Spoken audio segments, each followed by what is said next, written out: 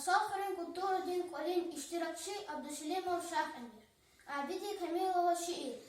Lezgi çal. Çal bineya, çi kamal din dehneya. Şumut bulak, kras ve otrok akavda.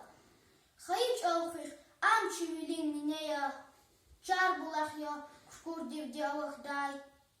Viş asiri nedigaryat atay çal. Meli, emin, Hacı Davud Rakhay çal. Torun ikiz, düşman dinrik atay çal. Vun khalkız vaçik alhan çidayak ya. Vun sahib ya, alpanü din kısmeh din. Vun sahib ya, sad Allah din nüsreh din. İvir arbayt un halqarin adetrin. Çaz emirda reh halur zaymayak ya. Haybat avaç guayı har sagafınir. Dağat urval şarrı din turunir. Was tay avaç sef mani dalğunir. Vun zihaq din ah sabuni damak ya. Viş asira midaim kuklezgiç al. Zihayıç al, çınamış din güzgüç al.